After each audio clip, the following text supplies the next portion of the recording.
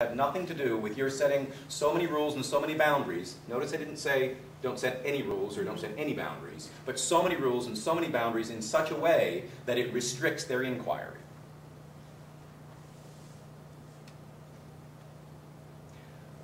I'm sensing brain synapses are finished firing.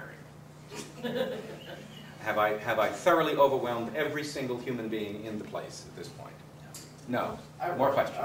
When it comes to just, well, I teach math, so when it comes to things that my kids have to know in order to move on to the next level, not just to say they learned it or passed the SAT or whatever, but yeah, there's certain things that they have to know in Algebra 1 in order to be successful in Algebra 2 and then Calculus and, you know, and all the way up the ladder, where they can do, and they have done some phenomenal projects in classes, yeah, and they can be so focused on, they did this project, and this is, you know, they learned area in this, proportion in this, and we filled up so many things with that we've forgotten some of the major things that they need to know in order to move on to the next level. And I can just pass the problem on to somebody else and say, well, they've done great in my class, good luck in Algebra 2. Yeah, no.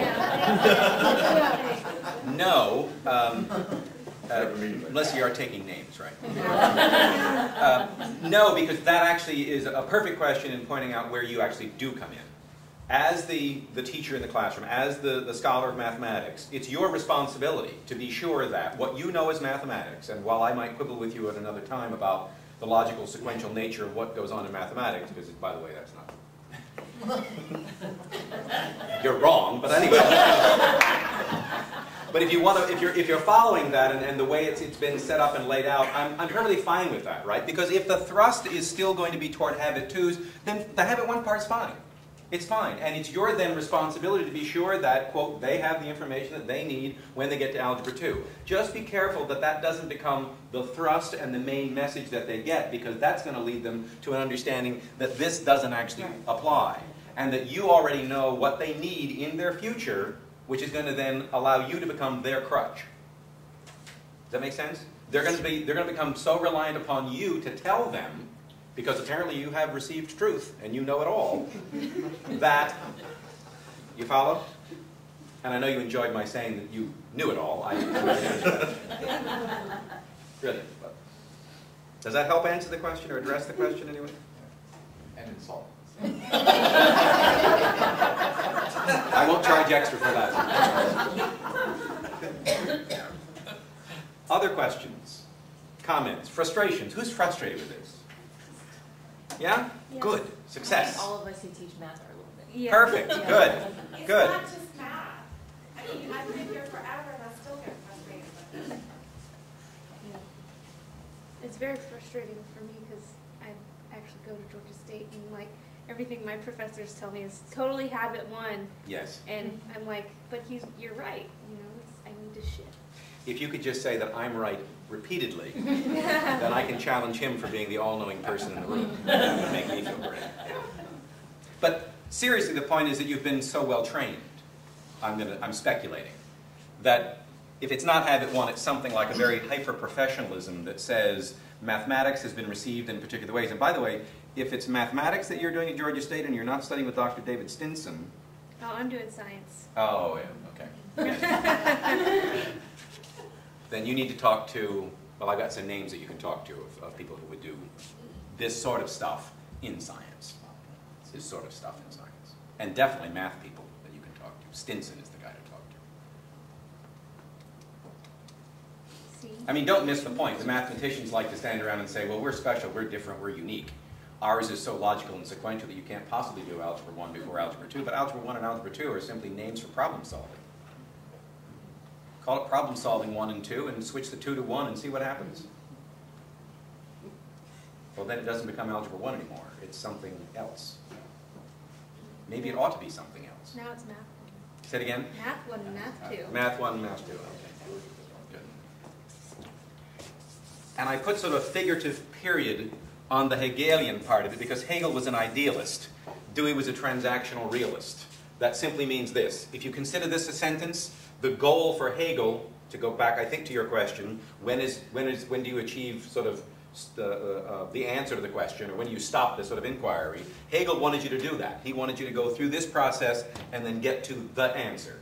Dewey says if you actually go through a process of questioning and antithesis, you don't stop at one synthesis, because in that questioning you have to come back to a subthesis 1, and then a subthesis 2, and then a subthesis 3 ad infinitum.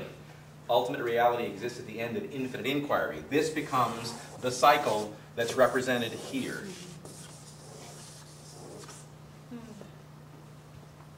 But in a classroom experience, you just... That is a classroom experience. Well, I mean, well... It's supposed to be. I hear you. But if there's one topic, interest, right. avenue that a student is going, Yeah. when can you branch off, or when should you branch off, or what if the student just gets tired of it, doesn't want to talk about it? That's possible as well. I mean, it's all within the realm of possibility. The question is, what is mostly going on most of the time? You're not going to hit 100% every day. That's just not going to work. It doesn't work in traditional classrooms anywhere close to 100%. So it's not going to work in this either, for a variety of reasons. They have to do with social, familial, developmental, all sorts of other sorts of things you can think of. But the real point in understanding what the non-Hegelian Deweyan element here is that this thesis goes into, so think of antithesis as simply the question, it's the question. But those questions lead to other questions, and they always will. Now, that doesn't mean you're never going to answer a question. You can get the synthesis. Dewey calls it stability. But once you've got that stability, remember, you still have 2 more questions back here. And if you're really interested in this stuff, you keep doing that. Think of hobbies. Think of the possessed folks who do antiquing, right? Or stamp collecting, or it's their interest, and they find that one thing that they're going to search for. They're going to invest, and they get, and I mean obsessed in the best way. They're really into X or Y. Well, that's an example of where you go into a different realm, and then within that there's other kinds of explorations too. Does that help? Not really. Try again. Go ahead. Well, it has a wonderful theoretical nature to it if you're going to Except that you're going to operate in a world of philosophy and not... Yeah, no. But see, here's the real key, and I won't take offense because I do live in the world of philosophy, so it's not to me. But for Dewey, he was a pragmatist, right? And the pragmatists want to say that there's this thing called praxis that is a necessary condition for all of this to come about. And the X blown up is theory on one axis and practice on the other. To achieve praxis means you've got to have both the theory and the practice at the same time. If there was an application, he wouldn't be what's called an instrumentalist. He wouldn't be a pragmatist at all.